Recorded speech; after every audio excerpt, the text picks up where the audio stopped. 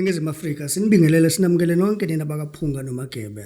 Sukela namhlanje sihleli noBabu Dokotela ubaba wesizwe bathi ubaba omuhle njengekhehla lomlungu. Babu Dokotela sikubingelele sikwamukela ohlelweni la namhlanje. Siyabingelela ubingelela Babu Dokotela baba wesizwe bawujabulile ngijabule ngempela siseThekwini sise-Queen Street no Albert Street ibhilidi esikulona Nedbank House building sise 19th floor room number 1904 to 1905 istudio sikushoothela kusona idark room studio number 1 siyabonga. Sibonge Babu Dokotela. Topic yethu namhlanje Babu Dokotela soke sikhulume singeke ngomqhele. Sizoke sicacise kabanzi indaba yomqhele. Ake sibheke umbuzo wethu oqala. Babu Dokotela, kunabantu abasebenza iminyaka engaphezulu ka30 kodwa uthola ukuthi imali azoyithola emva kwalokho iba la ko 250,000 or even less. Ngabe kwenziwa yini lokho? Lento yokusebenza ingekho into ihlelayo. It is like a ground slavery ngoba even kwi-infantry siba ne-ground force emesezwa khona ne-air force oclave sizoba nama-amphibians i-navy abantu abaqelezwa kakhulu laba kwa-ground force i-infantry umgundatshana uyasebenza but you are not coming out with something abanye bathi ngoba umsebenzi usuphela next month esethi umuntu Babu Dokotela ngicela uzothatha into enkulu ngizwa kuthiwa next month i-contractor mayizovuselela. We are already technically late because if senza lezi zinto ufuna ukuthi Babu Dokotela ngizala lo 2 years ukuthi ngiretire ngifuna ukuthi kulo 2 years ngibe khona into engiyenzayo. Don't say to me next month kuthiwa siyadiliswa as if mina ngizokunika into ezokwenza ukuthi contract yakhe ivuselelwe ngoba phela ama companies they work according to the point of sale system into ukuthi umuntu use productivity le department esisayidinga yini i-contract bese nayo yaka printing yama ballot paper kwi-SADC sisenayo if lo contract inikeza umuntu sithatha le machine soyidayisayo lo muntu osena lo contract meaning that labantu laba siyabadilisa and then lento kusebenza kwakho 30 years 28 years uphume nemali ehlala emotweni kumina u250,000 lento ufuna siyibhekisise ngempela ukuthi we are conventional slaves ithini into yethu ngoba if ngempela uzozinika as a conventional slave awuyona lento uNkulunkulu ayidelela yona akuyona even though umele ukuthi usebenze ukuthi lengane zakho zihle but ekusalayo you are not going to work till uzoshona. Sicela nje lokho sivumelana ngako singakhohlisana ukuthi awuzusebenza wena uzukuthi uyoshona la ulokwanza wakha ivalo zama drink emsebenzini ngoba if you retire angeke uzakhe ivalo zama drink ekhaya. Lokho abantu they can always take a decision about i-future yabo ne-future yengane zabo. Ngeke usebenze uze ufe ngoba lama companies eseswasebenzelayo they are so greedy. Usebenza uthola ukuthi uretire usukuba swes4 kunento ekuthiwa emsebenzini abantu abangayazi esibiza internal transaction of service transaction of service bayibiza ITS. Le nto le usho ukuthini na kusho ukuthi nje una 7 years umuqashi omunye umqashi ifile yakhe idlulela kulona kanjalo bese laba eqashi bangayenzi leyo nto ITS. Kwenzekani na ubususu retire kulo una 6 years kuphela according to prescription wena ufuna ngabe una 28 years athi lo mina ngina 7 years ungisebenzela udwa kwale mali mina kwazi ulimala futhi esana renovate amanye ama companies uthi umendayisa bese ukuthi le owner le nithathayo ibona ukuthi le ndawo nisezekona encane ihambe yothenga enye warehouse enkulu lenzosebenzela khona iqashe nabanye abantu meaning that lo 15 years ubusebenza lapho uphelele lapha yana la una 6 months usebenza anything happened kulo 3 years ozayo and then you are on your own. Ngisho ngithi ukuthi sebenza but put something aside start to think about enye into ongasuyenza. There are a lot of things esingakwazi ukusiza ngazo while usasebenza but don't wait till kuze ubuya diliswa uzophume nalo 250,000 ozophinde nawo utax. Ubaba uDokotela bawesizwe babujabulile siyabonga. Sibonge Babu Dokotela. Babu Dokotela ake siphinde sibheke la. Siyazi ukuthi yonke indawo ekhonzwayo inama temple akhona. Ake sibheke Ajaguraja temple and sibheke no Ajaguraja temple and chanting ukuthi ngabe sikhuluma ngani lapho. Ngeke ngafonelwa insizwa eseThogo ifuna ukuraise itemple of Ajaguraja. Mesikhuluma laphana kwi-temple of Ajaguraja we prefer ukuthi sikhulume nabantu abaku ministry. When you invoke the temple of Ajaguraja, siyakufundisa ukuthi uzo-invoke kanjani.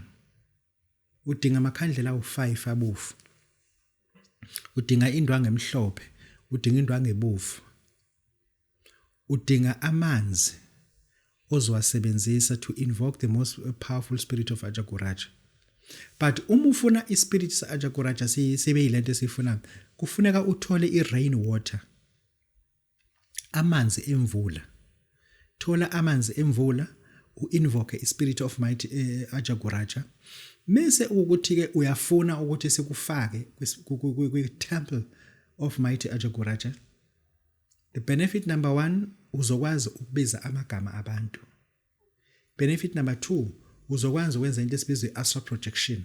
Ukuphuma emzimbeni wakho utravel amathempeli amanye obothi kwenzekani. This is option number 2. Number 3, uzonikezelwa ingilosi uRaphael. Once wabiza ingilosi uRaphael, to anyone that you are praying, that person will be delivered. Uzonikezela ingilosi ekuthiwa uPathiel. Umuntu ofike kuwena ethi kunemali ezivalekile, once wa release i-archangel Pathiel, imali zakhe zovuleka. Once waqala wasebenzisa i-temple of mighty Ajaguraja, uzoba constantly chanting for Ajaguraja 21 times when it's Friday. But when it's Saturday, lento ifuna umuntu oku ministry, when it's Friday, Ajaguraja 21 times. But when it's Saturday, you need to call Archangel Metatron. Wow. Archangel Metatron. Things that are going to happen in your church will be discussed kuwena ulele. Abantu abezayo you'll know. Imali ezonikelwa you'll know. But you pay for that. It is $4,000 because abantu abase Africa aba understand mengisho ngengamarandi. It is $4,000. Okay, in Nigeria bathi imali na. In Nigeria it is 600,000 nayas. 600,000 nayas ungena kwi-Ajaguraja movement officially. Angisho lokho. Ajaguraja movement movement, it has been registered in South Africa ngokusemthethweni, not ukuthi uvuka ibambe. When we put you kule movement, Ajaguraja movement, you must know that ungena kwi movement that is already registered. But Ajaguraja movement, it has no connection or affiliation with satanic occult. Babu Dokotela Babu Dokotela. Sibonge Babu Dokotela. Babu Dokotela ake sibheke la. Ake sikhulume namhlanje model of child rape. Idlwengulwa kanjani ingane? Ikhona yini into ekuthiwa ukudlwengulwa kwengane? Idlwengulwa ubani ingane? Asilungise spelling. Ingane idlwengulwa umalume wayo. Idlwengulwa ubaba wayo. Ingane idlwengulwa i-stepfather sayo. Angikhuluma ngale ntombazana, ngikhuluma ngengane lefaka enabukeni. Lokho okuncane impela kusafaka amanabukeni kusahamba ema-crash. Number 1, uthanda ukudlala nengane e-dining room. Khonza uyidlala e-dining room.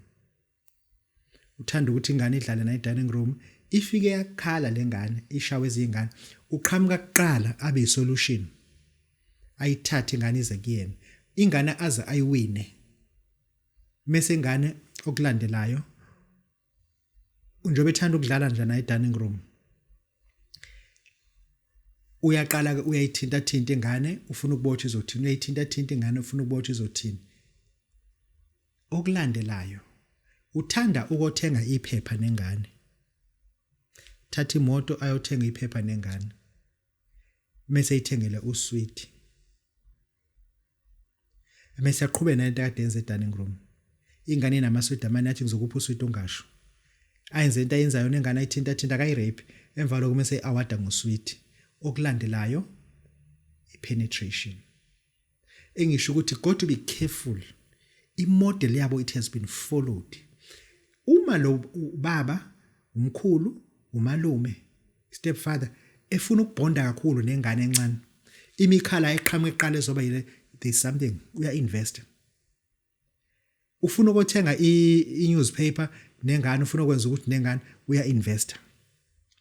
Yeka mama wena ukuthi ubaba uma ehamba uthi akahambe nengane entombazane ngoba ufuna ukwazi ukuthi izosho ukuthi ubeyephi. Akayile kuphi, ufuna ukulala nalengane yakho. Ufuna ukulala nalomzukulu. Stop using your child as a camera ufuna ukuthi indoda yapi because ingane yakho izolimalela lokho. Emva kwaloko uma sebezidlongulele ngane, ingane ziyalimala kakhulu. Ingane sibona kanjani ukuthi sidlongulele? Number 2, ayikwazi ukubhala esikoleni. Imibhala u-O wona ubhala njengeqanda. Imibhala u1 owayi1 uyabreak. Uyaqhaqa because lengane ine constant fear. Imibhala u-N abalingana ama curves ekugcineni. Lengane ine constant fear.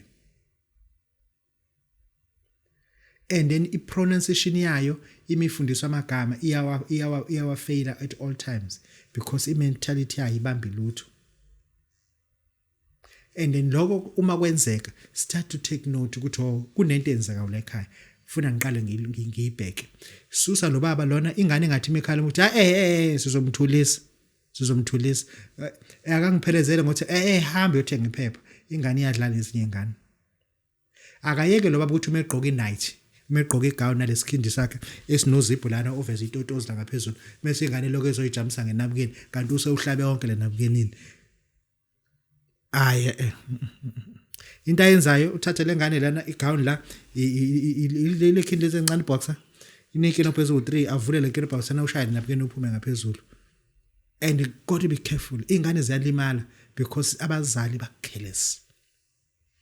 Abazali bakhelesi Babu Dokotela uthi uma once kwenzeka waqala nje waba nje ne attention ebhedayo.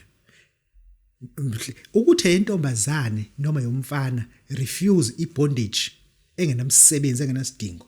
Refuse nje ibondage. Ingane emekhala uzoyithulisa nabamkhona nabane nodadewabo bayithulisa phela. Yena lo akayeke kuba neattention ukuthi ingane ayizozohla. Mayithulisa ingane ayithulisa ingane at a distance. Akayeke ingane ukuthi uma eselala azolala na ebele ngathi baxoxe ingane kwanezitotozi nengane encane. Babu Dokotela bawese sibawujabulele siyabonga. Sibonge Babu Dokotela. Babu Dokotela ake sibheke la. Kunalezi ingane othola ukuthi ingane izalelwe ekhaya. Bese ithi mesikhulele bese ithi no sengifuna ukushintsha isibongo ke manje ngiyibize ngesibongo sami. Lezi ngane izibizwa ngamavezandlebe. Ku right noma ku wrong yini ukuthi ishintshe isibongo? Ake silungise spelling. Umuntu abazali bakho njengoba bayaseZimbabwe beza nawe la. Beza la eSouth Africa wena ungekho. Bafika bona la eSouth Africa abona baseZimbabwe bafika eSouth Africa bathola wena.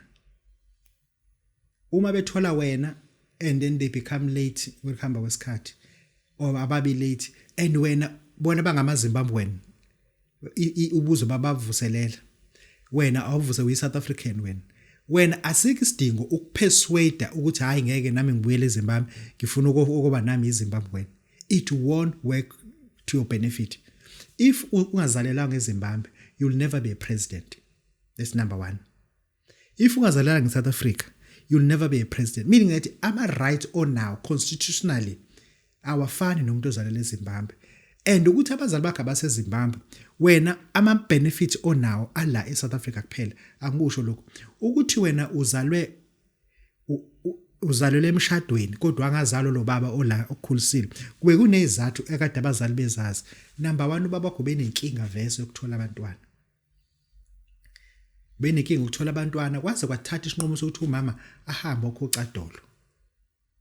Kwase kwaze kwaba khona ingane la ekhaya njoba wena unotice ukuthi wenina nodadweni nobabili namakhandlela la ekhaya niyancilika. Nodadweni nayo umama umthole ekucadolo kodwa ubaba namhlanje usenomuzi usenengane azithumayo njengemizi yonke. And then isibongo ozalelwe kusona somshado inja ibambela umnikazi wakho. Kusho ukuthi ubaba wakho lo kuzale lapha kujantwe isitimela ubezalela le ndoda engabatholi abantwana.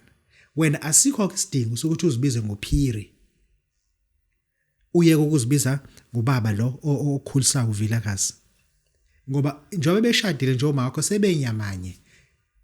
and usakwazi ukuthi okungcona ngibiza isibongo sasekhaya ngoba kwama wakho usebiza isibongo salo baba lo uvilekazi lo okukhulisayo, meaning that once wakwenza lokho wakuthola iadvice wakwenza lokho, believe you me, into zakho zisoma solta zibheke ezantsi zonke, kucracker ngisho kade usukulungisile, i-relationship yakho ihlakazeka yonke because you have committed a mistake. That is why kubantu abangamavezandlebe if sebenenkinga enjalo ngeke ngifike mebefika la kumina ngithi mina ngitshela iqiniso, ufike ngeliphi isende ileli noma uma wakho ahamba waqoqadolo, hayi uma wakho uqadolo wabuya nami, kulungile ke sizolungisa lokho ke thina sizokunika umuthi sithi faka ushukela obrown. Uma usungabizi isibongo sala ozalwa khona noma sasekhaya bomakho noma salo baba lo wakulelo, ibiza ithongo esizothi cela kukhokho wasemandulo, ungaceli kwenye into, cela kukhokho wasemandulo, uyena ozokualigninela kahle ethongweni bese kukwazi ukuthi izinto zakho zenzeke. Kodwa uma ukuthi wena uze kumina ngenhloso ukuthi ufuna ukusizakala and une investment otherwise serious, ngifuna ungitholele inyama emnyama lesithi usu. Le nyama emnyama ngizokunika umuthi engizothi hamba uyipheke nawo, umusi uyayidla le nyama bese ke uqhuma ngalomuthi lona uceleke ukhokho osemandulo, ukhokho omdala, ukhokho wabokhokho ukuthi wena usibani bani wavela kucadolo, wazalwa ngocadolo,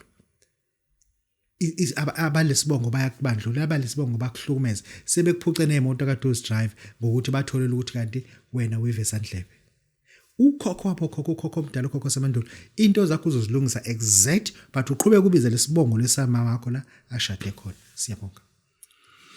Sibonge Babu Dokotela. Babu Dokotela, ke sifuna sibheke la holy ash and black chicken ngabe senzani la?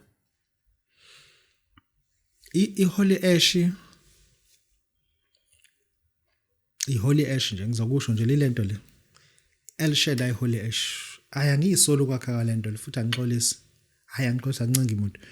Uma uyifuna u1200 wena useThekwini wayi-order sizokuthumelela eseGoli, ngicela ufonele 0662540452, angikusho lokho ubusi mncaba nayo holy ash, inamba yakhe 0662540452, umbongeni qhawe Ngcobo angakuthumelela naye. Ake kushawa abantu ngomuthi ke manje, inamba kaMbongeni qhawe Ngcobo ithi 0615382925. Ithole le holy ash sikwenzele lento le. Senza njenaka, ngithengele i-El Shaddai holy ash, uthathe iphepha ubhale igama lakho nesibongo ne-date of birth. Yebo gogo, noma ubhale igama lalomuntu omtargetile ngenkukhu emnyama, asizodlala abantu umuthi ukhona. Uthathe le phepha lelo umuthi ufake i-El Shaddai holy ash la ngaphezulu, inkukhu umuthi uyayibulala, uyihlinze la ngemuva eziphangeni, uyicindezele phansi njengoba isuke izalela inkukhu, umuthi uyihlinza la emhlane, uyivule kanje, uthathe le phepha ulifake la phakathi, uthathe i-El Shaddai holy ash, umuthi uya ethunini, ufike uyayigqiba le nkukhu, ukhuluma ukuthi ufuna kwenzekeni. Hawu ngeke adabule mkhulu, ngeke adabule, ngeke adabule. Lo muntu osuke ekulandela ehambe indaba zakho, osephenduke womzali kwena umdala kangaka nawe, asimshaye nje. Inkukhu ufuna uthole isikhukukazi, simshaye nje akuphendukele izinto ngayi holy ash. Babu Dokotela, siyabonga. Sibonge Babu Dokotela. Babu Dokotela, ake siphinde sibheke la ibhakede nebhandi lemali. Ngabe uBabu Dokotela sekukhona yini umuntu okudingayo ikuphi okumele akwenze? Engizafuna ukuthi ngikusho nje, abantu abanye bafuna ibhakede lemali, abanye kufuna sibanike nebhande lemali. Uma sesibanikezela lezi zinto lezi, labantu bayasho ukuthi lo muntu ufuna umnikeni. Labantu bayasho ukuthi ufuna umnikeni lo muntu, wena uzolalela lento ngizokutshela mina ukuthi abantu bafuna into wena into ezokucebisa lena. Kodwa uma ukuthi futhi abantu abasho ukuthi ufuna uze nawo 150, sikwenzele kahle nje kuphelele, uzohlala insuku eziwu2 eThekwini. Number 1, uzothola inyama ebovu, sihambe nawe siye ethuneni lomlungu, sifike sokucelela umcebo webhakede lemali. Uma ubuya lapho, ngikhuluma ngomuntu okhokhe u150, uma ubuya lapho sikusa empambaneni zendlela uyocela umcebo ozoza ngazo zonke indlela. Uma ubuya lapho uya ehotel uyolala ngo-12 ebusuku siyakuvusa futhi sifaka lento egazini kuwena. Uma ubuya lapho usuzokalelwa ke ibhande lakho ke bese sikwanike bese sifaka ke le khubalo ke leli osuzosebenza ngalo. Bese sithi ke hamba kosebenza nanti ke le khubalo lelo esesilifakele egazini. Wena usuzoba nalo ibhakede ekhaya uzolifaka indwangu yengwe. But lengwe le kufuna ingwe zihlukeneke. Kufuneka le kuthiwa uBrentwood lebizayo. Uyifake indwangu yengwe no200 phakathi. Mase ke lento uyayithatha uyibeka yodwa ke lezohlala khona. Ilapho kuzokwazi ukuthi ke uyenze ke khona ke lento ke kusuke sakwakhela ke la umuntu usuke ekhokhe 150,000. Uthathile ke ibhakede lemali nebhande la khona. Siyabonga. Sibonge Babu Dokotela ake sifune sibheke la. Umqhele ngabe uyi-uniform yaka YouTube ngoba abantu sababona befaka umqhele ka YouTube emva kwalokho singaphinde siubone umuntu ewufakile mangabe engasekho ku YouTube. Lento isifana nabo abafundisi. Umfundisi bombona ngokhololo.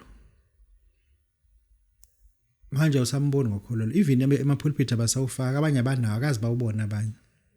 Kwabona ke nje abafundisi abasawufaki. Lento isisele nje namaSulman. Naye futhi yanokuwasheka. Khona amanye ongasabona ngabona ukuthi amaSulman. Asayifanela nje nabanye sefaka nezikhinda amanye. Yabo amanye notshwala yashaka kancane odawadakwa. Athi nje kancane. Yabo sesithenga nama clan cash. Sulman alithenga clan cash. Kodwa manje nawe athenga ama clan cash manje. Actually no, this is not Pakistan here. This is not South Africa. This is South Africa. This is not Pakistan here. Yabo then inyanga ke lezi ke lo mqhele ezofakayo uyabona nje ukuthi kuumqhele okuthenga amehla abantu ukuthi kungathi kuyinyanga kona ukubuka. Ukubuka ngathi kuyinyanga. Usubona ngoba kubalance ngalo mqhele. Mase usumqhele ubona into ayigundile ekhanda. Ugunde yonke imsangano indlela ezingazazi ishonaphi. Indlela inyanga zama hairstyle. Ingane zakho zigunda lento nawe ugunda lento. Awuvungasile ekhanda wena. Awunangqondo umdala ungaka. Uma ufika la ku-YouTube umboza ngalo mqhele obhedayo. Futhi uma ubukisisa kahle lo mqhele awunamjuluko wakho ngoba into yaka YouTube. Lo mqhele usengawudayisela umuntu akunikeza imali owuthenge ngayo ngoba into ongayisebenzisi. Funa ukuhlangane nawe ufakile. Ake hlangane nje nawe ufakile. Angaze ngikubona. Awukazi bona na kwenye nje event nje. Ufakile. Kwalobuhlalo lobo ukufake akazi kubona. Uthi uma uzoshutha lo ukhipha le phaketheni uhlala le phaketheni ukhipha uhleli kahle ngithi mina uhleli kahle. Awujwayele nokufaka. Athi hayi ngifame ngizoshutha ukuthi hayi wenza kahle kodwa. Wenza kahle. Ngisho ukuthi lento nje ufuna siyibhekisisa ukuthi kwalomqhele labantu abayisho lento abayisho abayona. Into abayiyona ukuthatha imali nje kuwena. Kodwa lo mqhele ufuna sike siubone bewufakile. Hayi abawufaki. Abawufaki nje bawufaki. Ya Babu Dokotela babesizwe bawujabulele sethobeka. Sibonge Babu Dokotela. Babu Dokotela ake siphinde sikhulume la ke red money oil, holy ash and commanding honey. Ngicela ukuba honest. Sinabantu abafisa ukuba nemali emisefika imali bangazi bazoyenzana. Sinabantu abawu hand to mouth emhlabeni, hand to mouth. We assume ukuthi ingoba baxakile nabaxaki bazixakise bona. Ime kuyafika imali ifikela endleleni. Kunabantu abadla imali yabo ingakafika athi vese ngiyakumshoro ngokeqe. Ngicela unginike u2 court manje. Ayiphuze le mali engizomnika yona mina engakafiki ngisho ukufika kuyena. Ithi ifika isiyadlula athi yabona ngikhokhela kahle kodwa ufuna ungikweletela.